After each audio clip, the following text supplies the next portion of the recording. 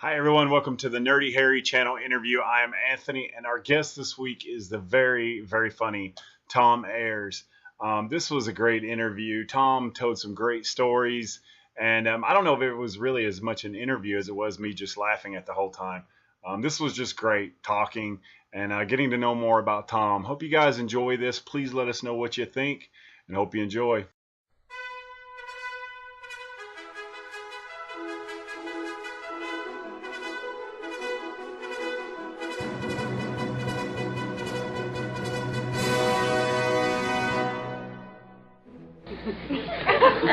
It's a degree outside.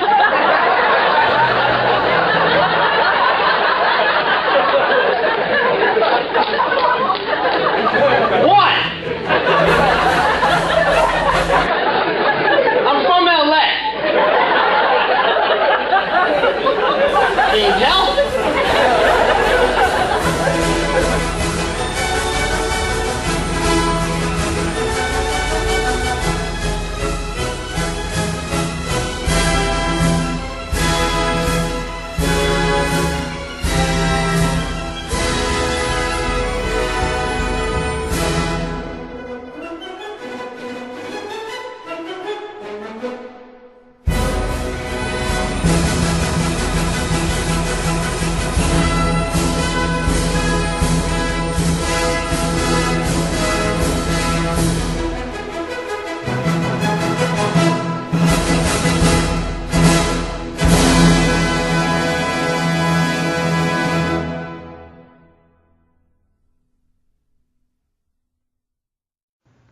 Okay, so are you going to tell me, are you going to say in the interview where Hoffa's body is and who killed JFK? Are you going to save that for another one? What are we going to do? Well, honestly, I wasn't gonna let that out right away. Maybe Okay. Yeah, that's fine. We can do, that's out. another episode if you want. Let's feel it out at the end of the interview.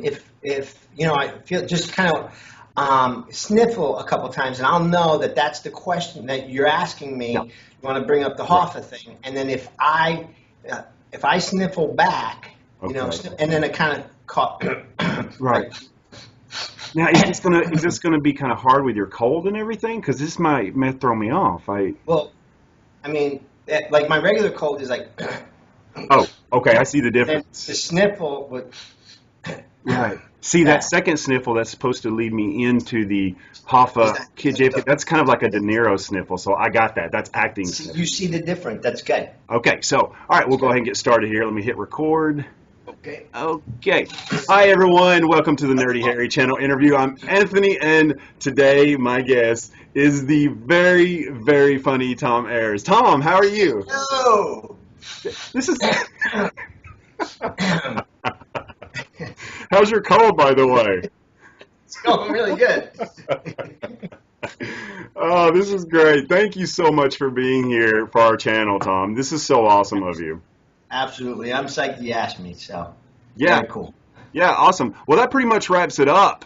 Great. Yeah. We appreciate you being here.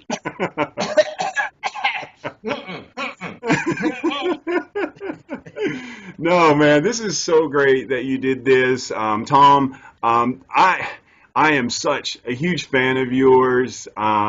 This is I told you before we even started, I'm going to try not to fanboy out on you, but it's too late.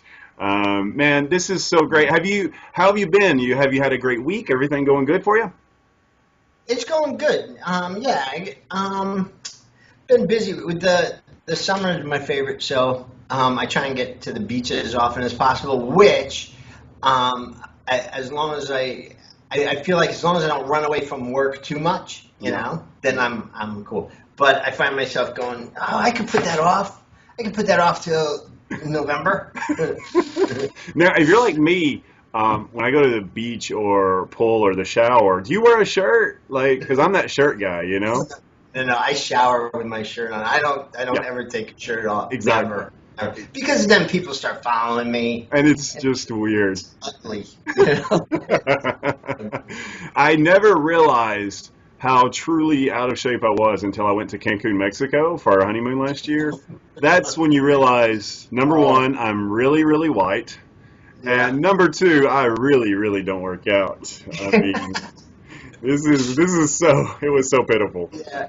You know, I mean, somebody said to me the other day, we were talking about age and being out of shape and all that, and he goes, "How are you when you brush your teeth?" I said, "No, I can't look at the mirror. You can't. There's jiggling going on, and this." I go, "Oh no! I brush my teeth in the living room from now on.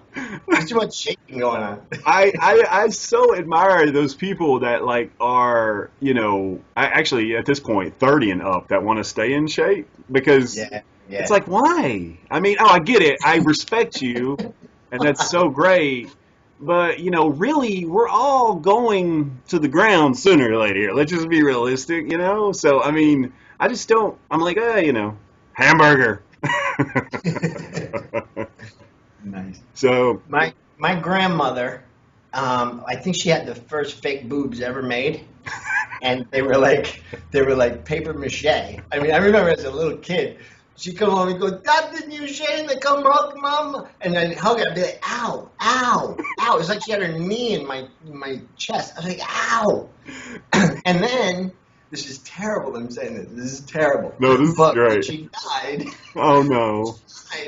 Unfortunately, I was there, and it was really a really traumatic experience. It was really bizarre, and not only traumatic, it was very an incredible, amazing thing about life.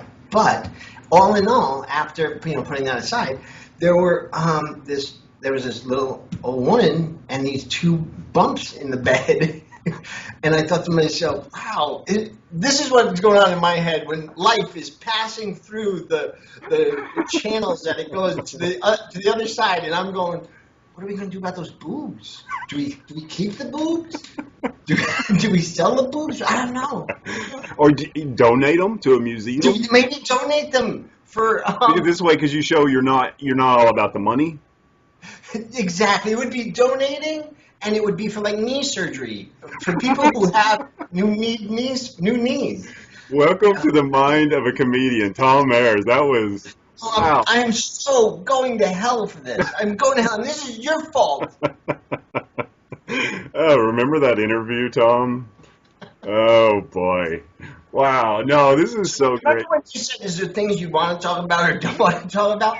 I don't want to talk about my grandmother's boobs. Can we take all that back? I got to tell you, paper mache artificial boobs on grandmothers is a heck of a way to start a podcast. This is great, man. This is so great, Tom. I'm going to hell, man. I'm going to hell. So, okay, you were talking about your family here. If it's okay, man, actually, first, you were born in Connecticut, correct? Yes. No, born in Palm Springs. Okay, I'm sorry. At 4 months old, we moved to Connecticut. Okay, got you. Under protest, I did not want to go. I was like, whoa, wait a minute. Sunny Southern California here, and you guys, nobody talks to me, nothing, because I'm 4 months. And you don't even have a vote or a say? I didn't. All I know is I was following my mother's real boobs around. Those were real, by the way, my mom's. So I was like, wherever those go is where I'm going. Right. Why is this whole podcast about boobs? I don't know, man. I was not expecting this. The evolution, the degeneration of them. It's so, oh my gosh. You know what? Let's stop this. Let's stop this. Let's be serious. Let's go Charlie Rose here. Let's Connecticut. I got a job right away. Yes. My father was a stand-up comic. My mother's a United States gold medalist figure skater. And I did not know that. Yeah, that's awesome. So I grew up in ice skating rinks, basically, because my mom, she had her own skating school, and that was your first commercial. Wasn't it your first commercial? There you go. Yes. More than 25 million people in the country today skate for the sheer joy of skating itself, for the incomparable thrill of gliding over the ice, which has kept so many oldsters, youngsters at heart for years and years. And now, more than ever before, with modern indoor ice skating arenas like the North Cross Ice Skating Center, individuals, couples, and families as well are finding ice skating A sport good for a lifetime of fun. We moved to Texas for 2 years and opened up an ice skating rink there. Right. And Was they, it North Haven or something? North Cross. North Cross Mall. North Cross Mall. Good, man. Wow. So when we went there, they had all the pipes laid down. It was in a mall, and they wanted to take a picture of some, and I went and got my hockey equipment. And the traumatic experience there was my parents forgot my hockey pants at my house. So they went, that's okay. This is what they did. I was 8. They went, that's okay. He can do it without the pants. What the hell is that? I was 8. I'm like crying before they took the picture. I'm like, I'm throwing pants on. And they were like, this is going to get us business. So that's when I learned all about, how nudity in advertising. Oh, so you and your family were ahead of the curve on sex in advertising. That's what I learned at 8. So, okay, yeah, I thought it was really cool on your YouTube channel. You actually have your mother. You're the commercial of your mother skating, right? And you as well. That they gave us that. Those are pieces of 27-minute commercial. But back in what was that? That was the 70s. They didn't have commercial shows that they have today, So that was one of the first, and it was supposed to play around the rink, and it was supposed to play on whoever, public access, whatever. But they lifted them out and made little commercials out of them. And yeah, that was my first commercial. And it also has my father driving the Zamboni, and they talk about him. And wow. Yeah, it's really cool to have now, And I keep pulling out little pieces and putting it on the web. That's a great idea that you just had. Yeah. Did you hear it? Yes. Did you hear that? Did you hear my idea? Save that thought. Oops, I silenced that. No. So your parents. Can you talk about the influence they had on you? Now, especially, I guess, with your father as well, because you said he did stand-up comedy, correct? Yeah. I mean, I learned my father's act. I went to go see him from as an infant to when I was 15, 16. So I knew his act verbatim, and you would learn a prayer. When you hit like 8 or 10, and you started to go, what am I saying in the prayer? What is it about? You just learn the words. Yeah. And then later on you go, oh, that's what I'm saying. Oh, That's the way I learned my father's act. And a lot of times it was after I told the joke. I'd been telling that joke for years, and I had no idea why people were laughing at it. Oh, wow. And I did a camp one time. I was in Texas, 8, 9, and I think we were doing a talent show, and they said, what do you want to do? And I said, well, I'll do stand-up, Right. Of course. Of course. This is what I do. To do stand-up. And they went, what? And then, okay, fine. So nobody asked me what I was going to do. I think they were more embarrassed for me than anything. So I got on stage. Tom, let him tell his joke. Let him do his little thing. What's he going to do, jump up and down? So I went out and I said, this is my father used to do a whole bunch of quotes and stuff. And he did, Mary had a little sheep, and with her sheep she went to sleep. The sheep turned out to be a ram, so Mary had a little lamb. And the whole, whoa, what are you doing? No, come down. What are you doing? And I was like, what? Where'd you hear that? And then my father. And then later they're like, do you have more? Seriously. Do you have more of that? Do you want to hear more? Oh, that is. I had no idea what I was saying, that this ram was going to sleep with the sheep. I had no idea. I was like, they laugh at the end of it. Let's do it. Yeah, it's so funny too, because I don't know if this can relate to that, but maybe to a certain extent. Because I remember as kids, my mother would let us watch anything. We would watch Porky's at 8 or 9 years old and go, oh, nice. Oh, and you go to school and you talk about it, and you have no idea what you just watched. Man, remember that one part where they're in the shower and you're like, and then years later, I've got 2 boys now, and I'm like, Mom. Why are you letting me watch Porky's? But when you did it, you were like, there's more to life than this is great. School is nothing. Wait till you branch out. Right.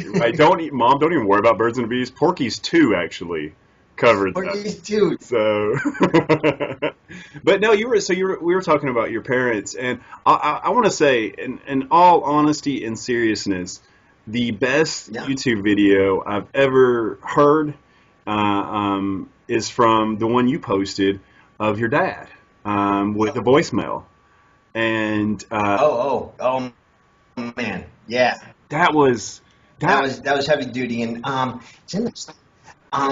So there's a lot to that. What he was doing, he called me. With all the real estate upside down, everything going crazy, I had a lot of problems at my house, and I was going to lose it. And I was doing everything I could to keep it. And he called me just to support me on that. Yeah. And it was so great. It was specifically for that, you know. And so I kept it on my phone forever. And that was maybe 2-3 years before he died. And he was just saying, you know, I remember when you were younger, he said you stayed, you pushed through it, and it was really inspirational. It was great, and I kept it. And then I had some medical complications like 5 years ago, where I had open heart surgery, and I had a dissection of the aorta. I had 3 different types of aneurysms. Wow. And one of the complications with it was lack of blood to the spine, which cut off the nerves to my legs, and I had to basically. It's like some paralysis, I guess. It was literally the lack of blood that to the nerves just killed the nerves, and then the muscle that was attached to that just turned to fat and went away. Wow. You know, it was it's very bizarre, but I was at about. I mean, I couldn't walk. I couldn't stand up. And the doctors were saying, you know, we're going to teach you how to use a wheelchair. I'm going to get you to physical therapy so they could train you to go from a wheelchair to the bed so you can be on your own. And you got to put ramps up at your house. They were setting me up for this. Wow. And my wife and my mother at the time, my mother's always been my mother. My wife at the time. Very. She, you know, everybody's crying, upset about it and everything. And I was like, looking at him going, what are you talking? No, don't worry, don't listen to him. He doesn't know what he's talking about. Yeah. Which I don't, you know, I think I'm more lucky that I felt that way than anything else. Yeah. It's not like I went, I'm not listening to you, I'm determined to be there. I just went, what are you talking about? No idea. Get off my back. And I actually told him that night, I said, just stand me up. I just want to stand up. I've been laying there for like 3 weeks. I said, just stand me up. And as soon as I attempted to stand, I went right down. So then I was like, all right, it's going to take some more time than what I thought. But I still didn't go into agreement with it, you know? Your mom didn't say I told you so at that point. Yeah, nobody was sitting there going, see, don't work. What were you thinking? No. So then in the fight to kind of get back on my feet, I went through everything, wheelchair to walker to, you know, canes and all that stuff. That tape was right there, you know, from my father. Wow. And before all that happened, it was really hard to listen to it, you know. Oh yeah, I understand. Then after it happened, I said, wait, I want to listen to that again, you know. Yeah. That pushes me to do my, you know, to keep going after this no matter what. Yeah. You know? Yeah, it was unbelievable. I mean, I listened to it a couple of times actually. I so enjoyed it because I'll tell you why I could somewhat relate to it. I actually have a voicemail from my mother on my phone that I keep. Oh, wow. Of her, she called me a couple years ago and sang me happy birthday on my happy birthday. Wow. And I still have that on my phone. It's just the most amazing thing to me. And it's just, I so connected with that. And by the way, my favorite part that he says in it, he says, "You're a good guy, you get that from me." that was so great. And thanks for talking about that, Tom. It was just a really, you know, I'm sure it was obviously a very personal thing, but the fact that you shared it is so amazing. And thanks for sharing that story. Absolutely. everybody personally that I shared it with, they were like blown away by it. They actually, the guy that very close friend has a recording studio, and he helped me get it off my phone to put it on a CD or DVD. Wow. I don't know, whatever the new kids are using today. But let me put it on a link. The computer, or a drive. He helped me put it on. I can listen to it wherever I go. Actually, I just push my nose and I can hear them. Anyway, so, but as he was listening to it, I remember like bringing it to him and going, "Do you mind doing this?" And he was like, "Yeah, sure." And I kind of felt like I got him in a bad time, you know. And he was like, "All right, okay, you know, like, let me do this." And then afterwards, you know, it was this like, wow, that was absolutely incredible. You know, to have that really is incredible. It really is. You know, so I'm so psyched I kept it. Yeah. Thank you so much, Tom, for sharing that with me. I appreciate that. Hey,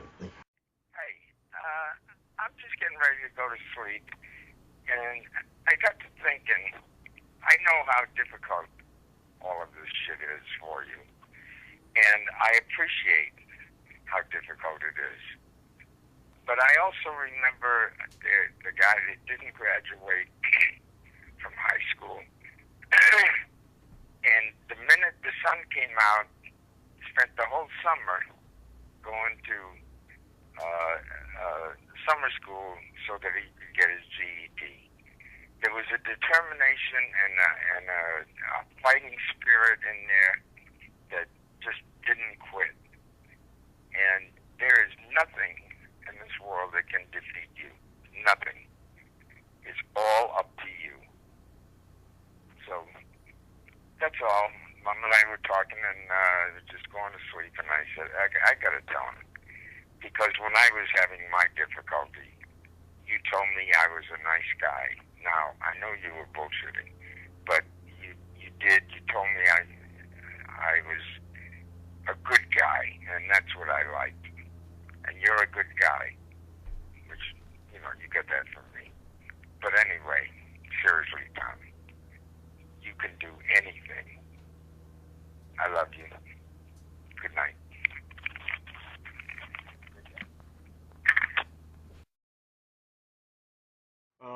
Okay, so let's talk about Tom Ayers, the stand-up comedian. So, like, when do you go, you know what, this is what I want to do for a living? I mean, this is kind of...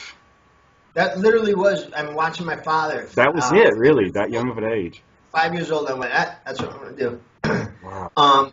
Matter of fact, he used to have he was part of a comedy team, and his partner was out, and he would come out, my father would come out singing, and his partner was in the audience with a tray of silverware, and dressed as a busboy, and he dropped the tray, and my father's like, "Hey, whoa, what are you doing?" You know, interrupted, and then they start arguing, and it was old school, you know, old school comedy.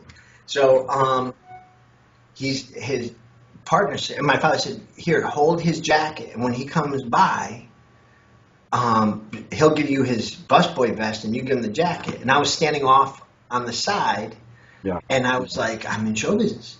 This is it." Wow. You know, and I'm like, I went over to rehearse. I went over to stand where the spot was. You know, I was 5. I was like, I'll stand here, and then he'll come from over there. And I was like, all right, would it be easier if he came from over there? Because I redirect.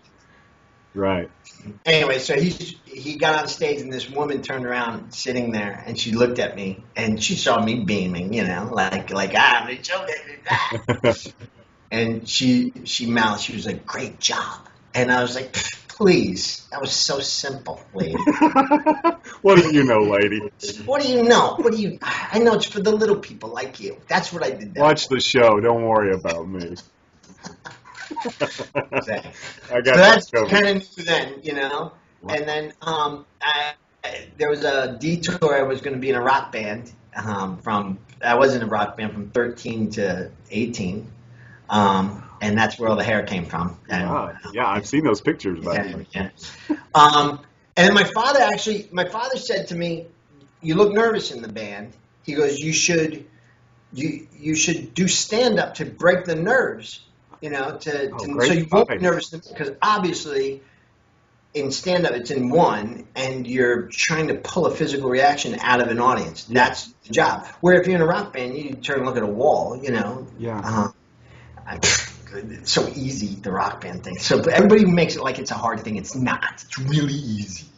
Anyway, it's turning to Woody Allen. So I'm like nervous in the rock band. I'm not, you know. And then I got up to stand up, and then he said, if you want to do stand-up, he goes, you should do improv. It'll help you. Mm-hmm. So then I started doing improv, and he said, if you want to do improv, you should do acting, because the acting helps the improv. So I started doing acting. And I'm like, can we get back to the band? Because this is really throwing me off here. Hold on, you're opening for me this week. Now shut up. So we're on the road. Next week, I'm thinking about joining the band. So, like, do you remember the first time you went into, I guess you had your first amateur night? Yeah. Talk about that? Yes, there was a comic, Saint Marquis. Saint Marquis introduced me, and now I'm backstage, and I knew I was doing my father's act, so I had nothing that was my own, but I could recite that no matter if a truck ran me over, I could lay there and recite my father's act, you know.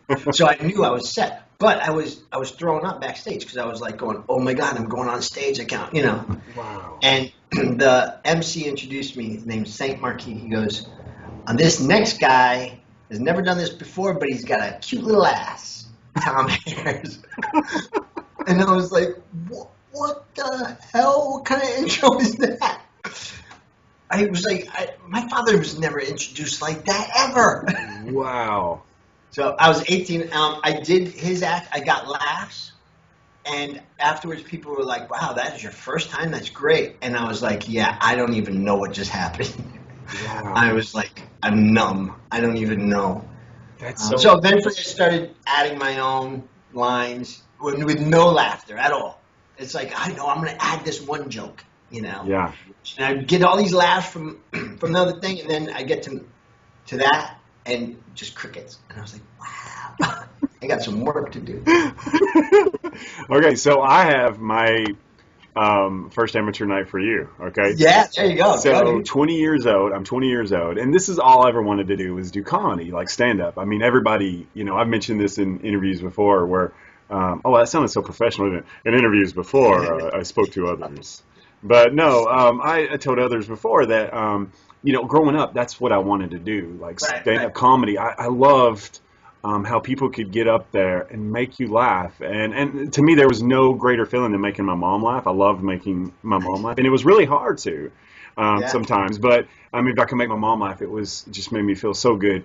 And so anyways, I knew that I always wanted to do this. So I had no idea. I'd never read any books on how to be a comedian and all this stuff. I just knew that, like, when I thought of things, I need to write it down. I don't know where, I don't know what. I'm going to write it down. And so I collected like this notebook of stuff for years. And so when I finally decided to do my first amateur night at Zany's in Nashville, I had like 2 pages of stuff. I had no idea what amateur nights were about and yada, yada. I thought, well, I'll get 15 minutes and, you know, I'll kind of get up there for 15 minutes and talk about it. And then I'll work into my good stuff, you know. So I get there, obviously. I get this huge surprise when they take all the amateurs upstairs and they're like, okay, you got 3 to 5 minutes. If you're no good, you're out 2 to 3 minutes. If you're good, we'll let you do the 5. And I was like, I'm looking at my 2 papers like, oh, crap. And so right before I'm fixing to go up, you know, I forget everything. Like as I'm walking to the stage, I'm like, oh my gosh, I've forgotten everything. This is horrible. And so as the guy shakes my hand and he's like, good luck, all this other stuff hit me. And it went awesome. Oh, so you tried out stuff that you didn't think of. Yeah, so like all this other stuff hit me and I kind of went like really physical with it and make an idiot of myself because Jim Carrey was a huge influence, Bill Murray, Chevy Chase's physicality as well, I guess. But really Jim Carrey was a huge for me as a kid. And so when I got on stage, I had to, you know, most of the other people were just like telling jokes, which is totally cool. But man, I felt like you have to be in the scene. You have to show people what's going on. And it was so amazing. It was one of the greatest experiences of my life. I'll never forget that night. And so that was my amateur night. That's cool. That it's not easy to do. I think the first one up is that's the hurdle that for me it was like making the decision. Being on the other side of the first time, you know, it was almost like I could go, all right, I'm going to do that again. There were times people say, you know, it's the bravest thing you can do, and all that. There are times, excuse me, where Jimmy Hoffa's body. Do you know where Jimmy Hoffa's body is? Sorry. No. Sorry. There are times where I go, it's not that I was brave. Maybe I was brave to get up, to like point my body toward the stage and go. Right. That was brave. Right. Instead, I was an asshole and went back after I did really bad. Yeah. Like really bad where anybody, like maybe not my first show, but within the next 5 shows was probably the worst moment of my life in there. And like where I just wasn't communicating with anybody, and they were like kind of very quiet and looking away from me and looking down, and I'm like going, and so and stuttering and just and then I think to myself, no, I went back. Yeah. That's the part that the normal person would go, okay, let's never do that again, ever. And I went home, and on the answer machine there was like, do you want to do this thing tomorrow night? And I went, yes. I guess I do. I don't know why I do. So yeah, that was like, wow, that's what I look at. And so, how many times have you done stand up? Physically gotten on stage? Probably around 8 to 10. Okay, we'll go 9 to 12 here. Yeah. Well, it's funny because I had my first one went great, and I thought, man, this is awesome. So my second all right. So that's huge that the first one went great. Yeah, so my first one went great, and I got I was so proud because I got a lot of laughs, and even one of the comedians who kind of closed for us, like one of the regulars who, in case we all sucked, he kind of covered for us, you know. He came in at the end. He come up to me and he was like, "Hey, great job, man. You did good." And I was like, "Oh, wow, thank you," you know. So the second time I was like, you know what? This is where I win Star Search right here. And then, like, the crowd was, like, nothing but, like, 18 and 19-year-olds, a totally different crowd, and they didn't get my stuff. And that is, you're right, that is the hardest. To me, that's the hardest part is when you suck and, you know, go back. Oh, gosh, that's so stupid. Well, they say comedy's not hard. Dying's hard. Yeah. That's what's hard. It's like, you suck. That's what's hard. Comedy's easy. Comedy, when you're sitting there, I tell people that want to do stand up, and I tell them, you know, the idea of telling a story at Thanksgiving table, and everybody is laughing, and you can't wait, and you're sitting there going, oh, wait till I say the next thing that happened, because they're going to be hysterical. That's the trip. That's what stand-up is all about when it's working. Yeah, wow, that's so true. And I'm so glad we're talking about this because I wanted to ask you, like, in just your opinion, Tom, do you think people are just born with it, or do people have to go through things to be a comedian, or is it different for everybody? It's weird. I mean, it is different for everybody, but comedy can be very technical. It is very technical. Yeah. You know, I went with a friend who's one of the funniest guys I know. And he was breaking it onto the stage, and that's what he's doing. And he had a really, really rough show. It was in a bar, and he was throwing himself in front of the wolves, you know? And he got up and he was trying out some stuff that did not fly at all. Oh, no. And it was really, what happened was he got up with the idea that this is silly. He was opening with a silly thing, you know? And he had worked it so much in his head that when he got up, he lost touch of what was silly about it, you know? Wow. So now he's just repeating, like, this bizarre thing. And everybody's looking at him like going, we don't understand anything that you're doing right now. And he's like, no, I got this. Watch me do it some more. And it was just, and I'm in the back, by the way, laughing my ass off because I know what I missed.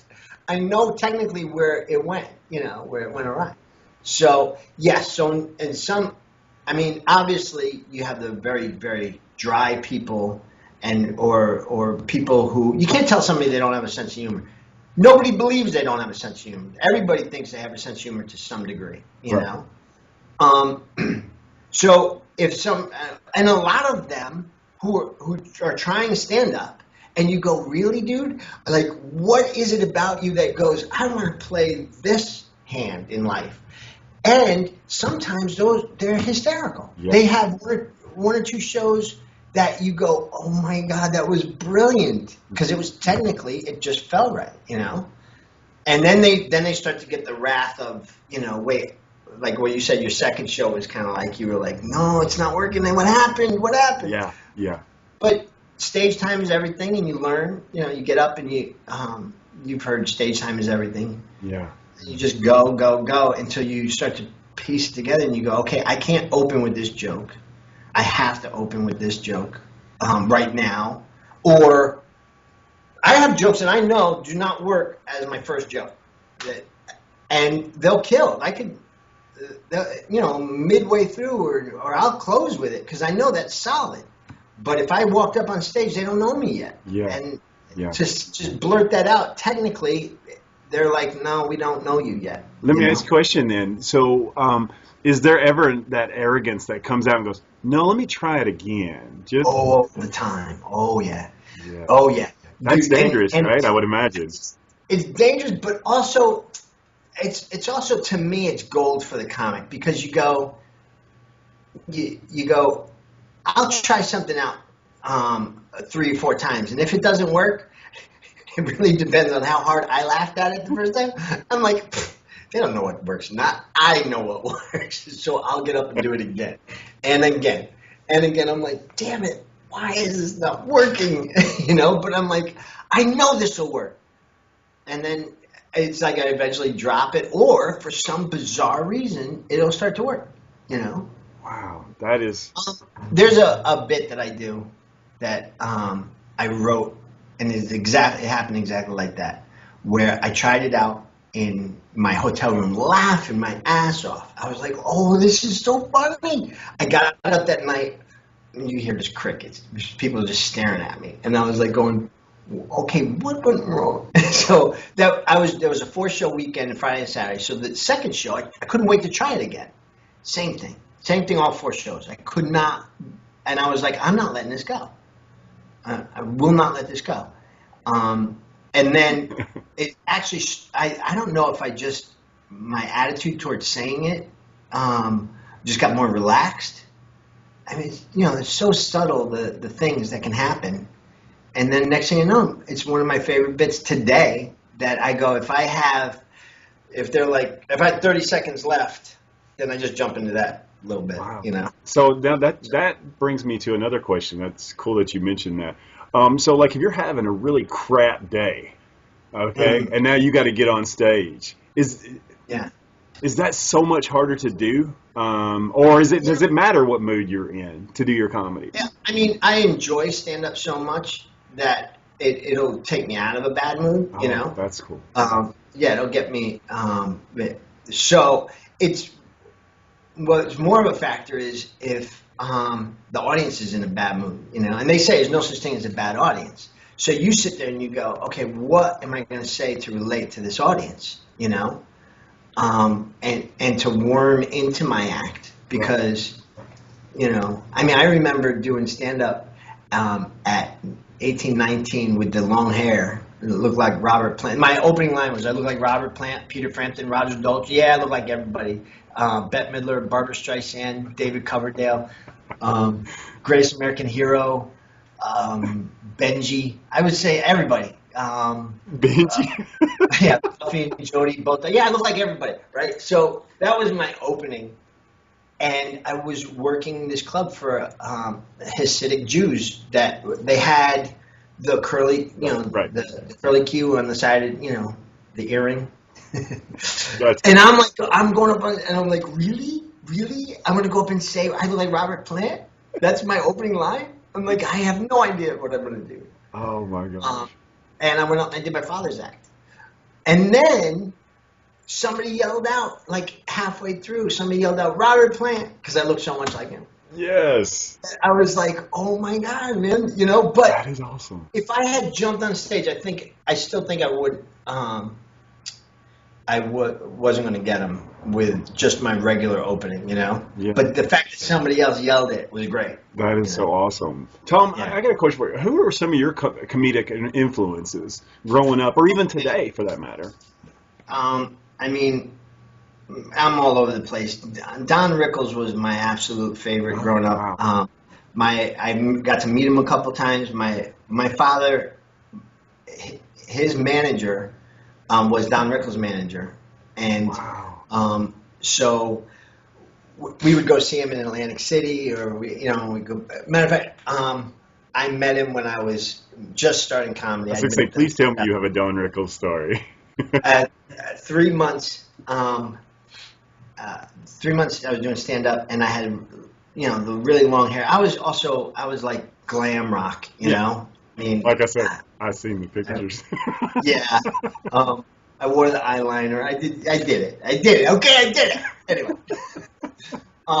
So I went to go see Don, and afterwards backstage, my father had asked him if he would give me some advice. So he comes off stage and he walks through and he looked at me. Now my father had already set it up. So he goes, "Hey, come with me." Now we were all in his dressing room, but there was the other part of his dressing room where he gets dressed, right? This was just the green room part of his dressing room, right? Right. Where everybody was. My mom, my dad, the manager, everybody was in there. So he said, "Yeah, come with me." And so I was like, "Me?" And he goes, "Yeah, you kid, you." So we walked in and sat down. And he takes off his pants. He's putting on his other clothes, you know. And he had the little garters for the socks. I mean, it was so Rat Pack. I was like, "This is great." And he told me. He said, you don't need to swear. You know, he gave me this old school. He goes, "If funny is funny, and swearing," he goes, the comics today, they're like going for shock, and they're going for, and he goes, he goes, "Unless that's your specialty," he goes, "fine." But he said, "Funny is funny, and if you need to add swearing to make it funny, rewrite the joke, you know." Wow. It was really cool. And I hung on to that forever, you know. And I still believe it today. And then I swear. I swear like that. Forget you, Don Rickles.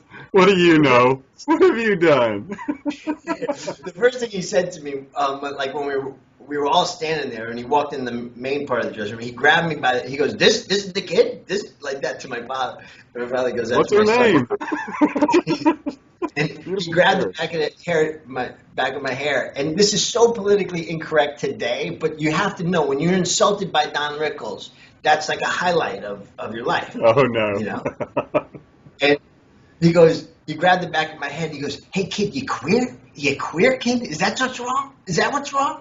And I was like, "No." And he goes, I think you're queer." And he walked away. Oh, my gosh. And like I said, that's politically incorrect. It's terrible, but it was so cool for him to do that to me, you know. I'm like sitting there going, "No, I'm running around. So I'm not queer. No, I like to dress up in women's clubs. So this is the '80s, you know." Do I find you mildly attractive? Maybe, but that's so great, Tom. That is such a great story, man. So, okay, so Don Rickles. Let me ask you a question. Did Johnny Carson have a huge influence? I guess for that generation, that had to be. Absolutely. Yeah. I mean, that was the goal back then. When I started stand up, Johnny Carson was what everybody was pointing toward. They were all writing 6-minute bits because that's how much time they were going to give you on the Tonight Show. So you could pick apart anybody's act who was smart, because they were writing 6-minute chunks, you know. Yeah. And clean, and that's really, as soon as HBO came out, that's when people started writing dirty, because they went. Actually, that's when the smart guys started writing dirty. Mm-hmm. The other guys knew, look, I'm getting up on stage, in the Bronx, in the basement of an Italian restaurant. I'm going up on stage and I'm gonna interrupt these people to make them laugh. So if swearing's what's gonna do it, then swearing it is. You know, if talking really blue stuff is gonna make my night successful, then that's what I'm doing. Okay. You know. But those were the local guys that were going to stay local, and they didn't want TV. Right. You know, they just wanted to have a good time that night. The other comics who wanted to shoot for Carson, when HBO came out, they went, all right, look, I can do it all, you know. Yeah. And then also you had to write a lot, like, because if Carson liked you, he'd have you back in a month, 2 months. And if you're like, no, wait a minute, it took me 10 years to get that 6 minutes. I don't know what to do. Wow, that's so amazing. So that happened a lot with comics. They didn't have another 6 minutes, you know. Yeah. Wow, that's a good point. I never thought about that, you know, because Yeah. there were so many comics. Oh yeah. You know. Oh yeah. Dangerfield's his special just breeded comics, like the one with Dice Clay and the one before that, Richie Gold and Bob Nelson. Some of those guys that they did the original HBO special with Rodney Dangerfield. Wow, that's so crazy. Okay, so I have a question. Sure. Can you name one of the best acts you've ever seen? And just amazing stuff. Yeah. Oh man, it's just so many. I watching Seinfeld at his peak with stand up. I worked with him in Toledo, Ohio. Wow. And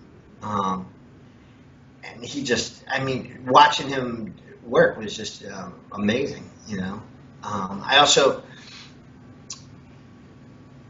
over the years, watching guys start and try stuff, sometimes it's just incredible. It's like an acting class, you know. There are more Oscar Award performances in an acting class than there are that ever make it to a movie. They just, you know, and you sit there and you watch and you go, oh my God, that was incredible. It was the way it all came together. It's just unbelievable. Yeah. And the same thing sometimes, you know, somebody goes, I want to try this. I'm all over the place. No, but it's okay. When I started stand-up and I was branching out from my hometown club, somebody told me about an agent in Jersey, and I called him up, Phil Selman, and he goes, what kind of car you got? And I was like, I have a Barracuda. He goes, yeah, I can't really use you. And I went, well, I would, if I'm working in New Jersey, because Jersey was an hour and a half away, 2 hours away, or if I go deep into Jersey, you know. Right. So he goes, I said I would use my father's Oldsmobile. And he goes, oh yeah? What year's the Oldsmobile? And I was like, what's with that? I said, I've been doing stand-up. I have 15 minutes. He goes, what kind of car are you going to drive? And I said, I have headshots. I have everything. You know, I 15 minutes. I could do 20. He goes, what kind of car? Anyway, he wanted me to pick up the headliner at the Improv, drive him to the job, finish the show, drive him back to the Improv, and then go home. Okay. You know, and that was the job. Right. You know? So I worked with all of them. I worked with, everybody, Adam Sandler, Sarah Silverman, Chris Rock. I worked with every single person that you could work with in stand-up that have just all branched out. Wanda Sykes, just... She's hilarious. I worked at Bowling Alley twice. I don't know why we worked at the Bowling Alley twice together, but Wanda and I... anyway, that was. You got to see basically, I guess you were talking about Seinfeld. What's so amazing to me about comics is people see their act on TV or the specials and think, man, they put all that together and that's it. It's like they don't realize like that took months or years to put together. And I think there was one little documentary that Seinfeld did years ago, and I can't remember what it was called, Comedian? Yeah, and it would show him going into clubs, bombing, trying stuff. Well, now what was amazing about that, and what's really amazing about that is the the comics who've now are coming back, who've found success, and in acting or something else, and they're now coming back to stand up. They're all living that documentary, that comedian. And I put it aside, and I produced shows, and I wrote on shows, and I acted, and then when I decided to come back to stand up, I was like, what am I going to say? And that's what Seinfeld did. That's what that show is about. When he comes back so from true. Seinfeld, and he's like, I'd rather chew my ankle off than repeat my old act, so I'm going to start again. Yeah. But no comic in their right mind would ever, Ray Romano, I don't care who it is, they would never go, well, you know what, I'm not going to do my act tonight. I'm going to just go up and write another 45 minutes and do that. Nobody does that. Yeah. Robin Williams didn't do that. He went, when he was doing the Tonight Show, he would go work out that set, and he would say it, 25, 40, 50 times. Wow. And maybe there was something in the moment that came out brand new. I'm sure with Robin Williams that happened. There's nothing stopping him from ever doing that. But I remember working with him, like he would come in or work in the Improv, and he'd just come in because he was going to do a Tonight Show, and he wanted to try out his stuff, So watching these people come in and hone their stuff down, and then you see them do a 45-minute set, and it blows your mind that you go, whoa, he's not making that up today. Yeah. That's something worked out. And so what you were saying about like Seinfeld, when I worked with him at his height, I'm standing ovations every show, and then he gets the Seinfeld show, and then he comes back, and he's like, I want to do stand-up again. And he said in that special, he said, I'm good for 5 minutes off of my name. He goes, I could say boo. 5 minutes, people are screaming. He's the funniest. After 5 minutes, I got to be just as funny as the next guy.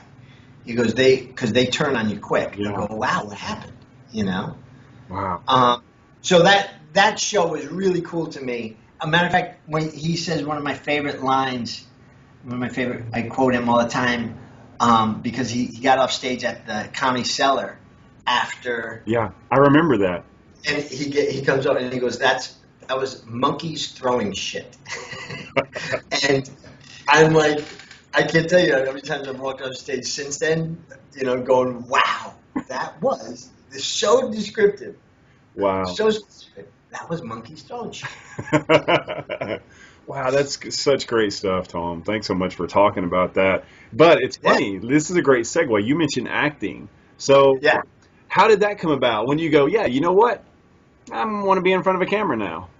Yeah, that again, that was my dad going, you want the improv to get better, go act. Yeah. So I started in New York and started in theater. And then slowly worked my way out here to LA. I wormed my way into a master acting class with a bunch of heavy hitters. The first day in my acting class in LA was with, I sat next to Richard Dreyfuss. So I had wormed my way into that class, and I saw him sitting there, and I went over and sat next to him thinking I'm going to copy. If he's writing something down, I'm copying off of his page. And then over the years, sitting in that master acting class with, there's so many people I would just forget, but Richard, Jeffrey Tambor. Love Jeffrey. Yeah. Giovanni Ribisi, Jenna Elfman, a whole slew of people that were just those. Like I said, over the years, Oliver Stone came and spoke. Quincy Jones came and spoke. Wow. Is it more scary to be in front of the camera or on the stage? It's more scary when you don't know what you're doing, no matter where you are. That's true. That's so true. That's the answer, because I have felt so comfortable in front of the camera because I was so well rehearsed, and I had made so many choices, and I felt so confident. My connection with the other actor, it felt so solid that I was like, I couldn't feel more comfortable right now. I'm like, turn that damn thing on, let's go. And I felt so without a net because I had none of those things, and I had no connection, and I'm sitting there going, if I talk quieter, maybe it's better. And same thing on stage. I'm kicking butt on stage. They're enjoying me. I'm having a great time. I can't wait to say my next line. And then there are times where I hear somebody go, it doesn't fly here. And I was like, did I just hear that? Oh, my God. Oh, I wow. suck so bad. Wow. Okay, so, you know, I want to, if it's okay, I want to mention a couple of TV shows that you've been on. I can't even cover them completely, but this is so cool. When I was, just going through some of the things you've done, you've been on from CSI to The Riches, The Crazy Ones, Vegas, How I Met Your Mother, Mad About You, Third Rock from the Sun. That's so amazing. That's just TV. All right, so movies like McHales Navy, Final Approach, The Lost. Man, that is it. This is going to sound like a stupid question, like a fanboy question. But when you watch yourself, it's like, oh, yeah, that's man, okay. There. So McHales Navy was the biggest one that I'd done. Yeah. Right? I ever did. And it was a $30 million picture. And I was working with Tim Curry, who's Rocky Horror Picture Show. And he's the bomb. And he would hate me for just going, oh, is that who I am, Rocky Horror Picture? He's done so many. But, and I'm his right-hand man, so we're flying back and forth to Mexico. Yeah, you're henchman Carl, correct? I'm henchman Carl, exactly. And I'm flying with it. And so all the henchmen are flying together. So we look like a bunch of terrorists flying together because we all have long hair and beards. We look like, basically. Anyway, so but you would fit perfectly in the group, just letting you know. Thanks for the beard compliment, I think. The opening scene is us rappelling from a helicopter, and he's getting ready to take over this island. Tim Curry's getting ready to take over this island, and like I'm his navigator, his right hand man, and he flies with his psychiatrist, who is Scott Cleverton, who is one of my best friends since the movie. He's a brilliant actor. He and I went joke for joke for probably 3 weeks. Like constant, and they were all new jokes. I couldn't believe he doesn't do stand up, and he's like coming up with new ones all the time. Anyway, wow. So we're rappelling from this helicopter, which were stanchions, and they asked, "You mind if a helicopter comes over your head 40 feet?" And I was like, "No, I love this." Talk about physicality. I was like, "Put me in the helicopter. I want to do it from the helicopter." So during the day, we had the stunt coordinators teaching us all how to rappel from ropes from trees, Wow. So I threw that next to Tim Curry, which was just a blast. Anyway, so when they showed it in the theater, there was this big opening, the big premiere, and we all did it at, where the hell was that? The Universal. We were up at Universal. Because they had a little parade. We did the parade during the day, and we went in and sat there. And this was my first, this is first in the movie theaters. Not my first TV spot, but my first movie theater. Yeah. And if you watch that movie, the first scene, they show the helicopter coming down, and the credits open, and then they show us all three of us coming down the ropes. And then we land, and the helicopter goes away, and they close up on Tim Curry, and I'm in the background, right? But my face is the size of a 2-story house, and I'm sitting there watching, and I'm like, why is my face so big in the screen? It's like, and it's not doing anything. And like Tim's talking, and I'm in the background, and I'm like going, God, I'm such an idiot. Look at me. I'm so terrible. I don't know what I'm doing right there. What am I doing? I'm like, everybody's looking at me right now. They're listening to Tim speak. But I could not stop looking at my face, thinking, I don't know what the hell I'm doing. Look at me. I have no clue what I'm doing. Oh, and wow. I figured millions of people are going, wow, that one guy sucks. The movie was great, but do you guys remember that one part where that one guy? I swear to God, and I'm not saying anything. I'm in the background. I'm not saying anything, and I'm thinking to myself, I can't believe how bad I am. It was, and then like later, I'm saying to people, I'm like, the first scene is terrible, and they're like, dude, nobody's looking at you. they're looking at Tim Curry, who's talking right now. I'm like, no. Roger and Ebert are like, our Cisco and Ebert are like, The movie really, there were so many points that I loved, and I loved the message that came across with McHales Navy. But do you remember that one scene, Siskel, at the beginning? You could take that one scene, right? You could take that one scene and you could dub in what I'm saying. Like, I'm in a movie. I'm in a movie. I'm in a movie with Tim Curry. I'm in a movie right now with Tim Curry. It would make more sense if you paid attention to me. Nobody's paying attention to me, though. That is so great. That's my scene. That's mine right there. That was my introduction. I was like, oh, my. Really funny, when we were flying back and forth, people would come up to Tim and ask him for his autograph. At every time we went to the airport, right? So he would have a line of 4, 5, 6 people deep trying to get his. And so we were in Mexico coming this way, and he had a line of people, and this kid comes up to me. He's like 8 years old.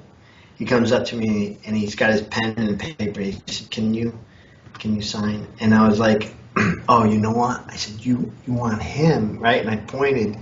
I said, "Do you want me to introduce you to him?" And he goes, "No, I want your autograph." And I was like, "Are you sure?" I said, "I'll give you my autograph, but then you got to get in line for his autograph." And he goes, I said, who do you want me to sign it to? And he goes, "Will you sign Moon Dude?" And I was like, I did a show. No. A Saturday morning show. Yes, I did a Saturday morning show called Masked Rider, and I was the owner of an ice cream shop called Moon Dude. My name was Moon Dude. No, Tom. And he walks over to me, and I looked up at him, like you could hear the angels saying, "Lord," and I was like, "You want my autograph?" He was like, "Please." And I looked over at his parents, and his parents were like nodding their head like, "Yes." I was like, "Wait a minute, you're my fan? You're my fan?" And I'm following him around the airport, and his parents are like, "Leave us alone." And he's like, "I didn't know it was going to start this trouble." I'm like, "That's my fan. Don't tell me to leave my fan. That's my fan." You know, it would have been great if you just turned around and said, "No problem, kid. $10, okay?" And you got my autograph easily. You want my autograph? How much you got? Well, by the third airport, I was walking around going, "Hey, you want my autograph?" Moon Dude. Moon. Everything's gonna be cool. And as owner of this peaceable palace of fun and enlightenment, I name myself your cosmically conscious referee. We don't need a referee. Like nutbase, man. Let the game begin. That was my last fan. Since then, I don't know where he is. I should call him. I would say I'm a huge. Well, I don't know if I'm a huge fan of. I enjoy some of your stuff. I don't know. We don't even cover that in this one. I just want to send you my autograph, and I have. No, don't do that. Don't. Just come on. I have a picture. Save the marker. No, so you also did another little show, Impress Me, with Jim Meskimen, right? Yeah. And by the way, I seen one of my favorite scenes with you in it is when you're talking to, I think you're talking to Ross Marquand in this one, where you're talking about, his wife wants you to call every now and then, and what was, I can't remember who the impression he had to do, but he had to call the wife.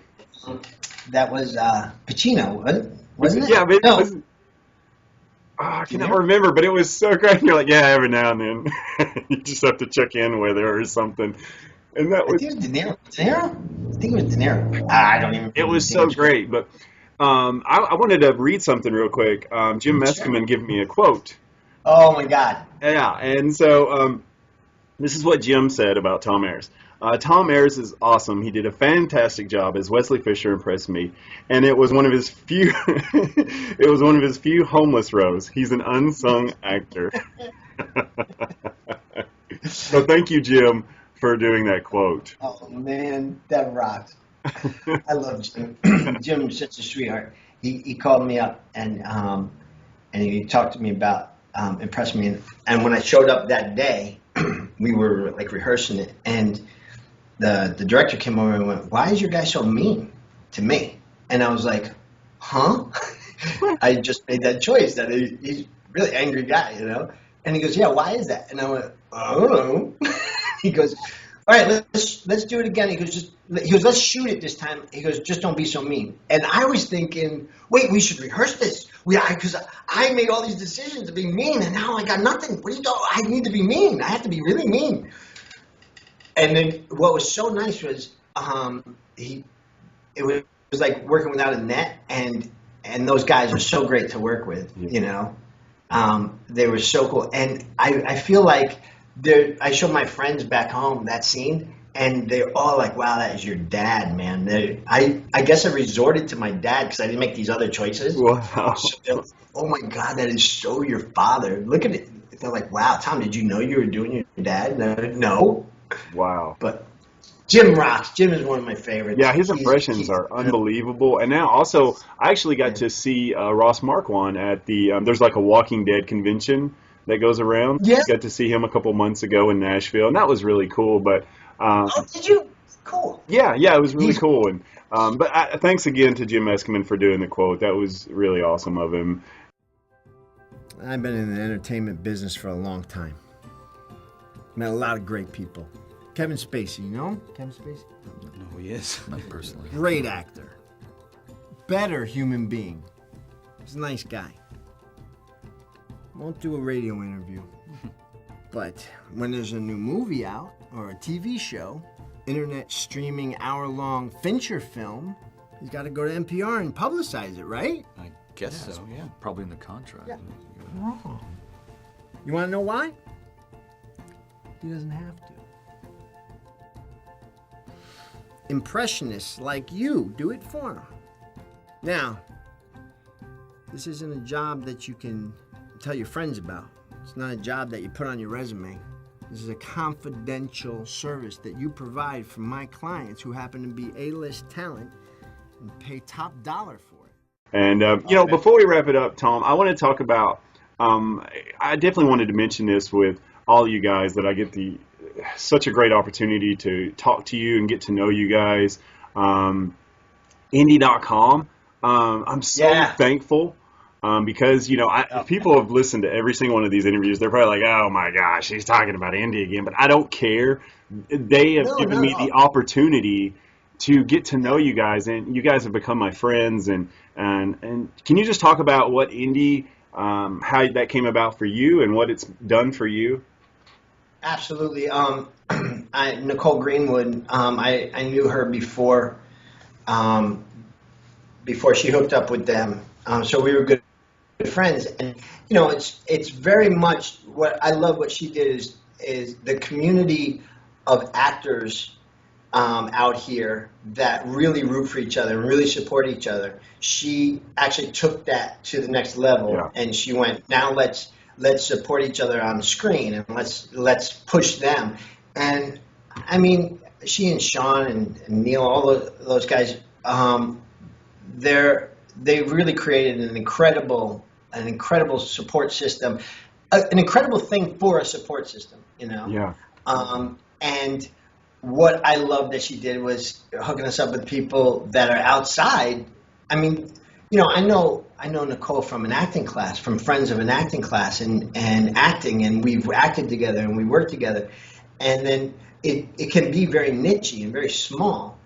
And there is an incredible amount of support there. So when she can open it up, she said with Indie.com, she was like, what's beautiful about this is we can get people outside of LA that want to be actors, that want to do stand-up, or musicians. Somebody who's sitting in a house in Missouri that feels like they're away from the business, as opposed to, and I don't know why I picked on Missouri.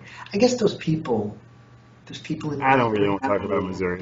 I'm sorry, Texas. What I wanted to say was Texas. People in Texas that feel like they're so far away from Hollywood or New York, or there are people in New York that are feeling they're far away from Hollywood. It doesn't matter where you are. But to open it up to me, and then to meet people like you that I go, man, this dude, the only difference is that you weren't in our acting class. You weren't in I didn't meet you on an audition somewhere. I just met you through. And I feel after watching your stuff and after watching who you are, I was like, man, we can do this from outside the city, and this is great. And he can raise eyebrows from here going, wait, where's this guy? You're just a flight away. That's the truth of it. When they're shooting something, you're just a flight away. Okay, hey, I'm on my way. So we're going to wrap that up now. But the problem is you missed that one flight. That flight is gone. You have to wait till tomorrow. The other. Just wait. I'll wait. I'll do it in November. But no, I'm so thankful for, when I had first joined it or put my videos in there, I had no idea that I would come across such amazing people and get to know those amazing people. And I felt like, people like you and Jolene and Jessica and Travis and Shannon, and John, I mean, you guys to me are like on this whole other level of talent and, just genuine sincerity, and you're such good people. And it's because of indie.com. It really is. And I really want to impress that upon people for every interview that I get with you guys, that it is because of that. And I'm so thankful for them for that.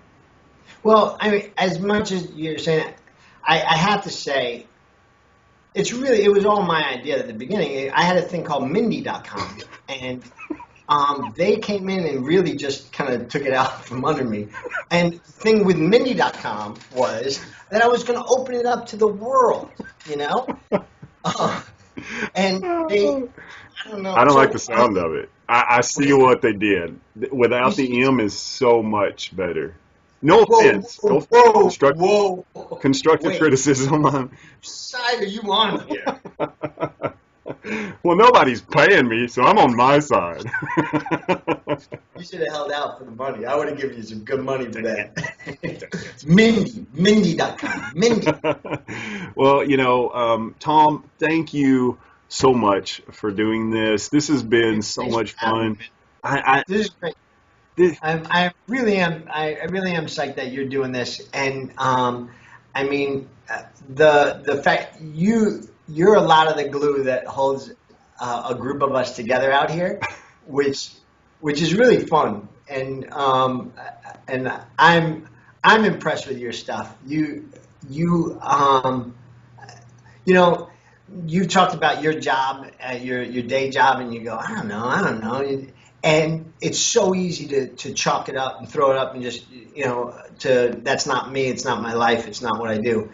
And you have a family, you have kids, and you put them all together and you invite them all to be in your stuff. Yeah. And it is so much fun to watch. And for the podcast, I was psyched to hear that you were doing it. So I'm glad you had me. Oh, man, thanks so much, Tom. And this has been such fun for me, and we have to do another episode because this has been so much fun, and I can't thank you enough.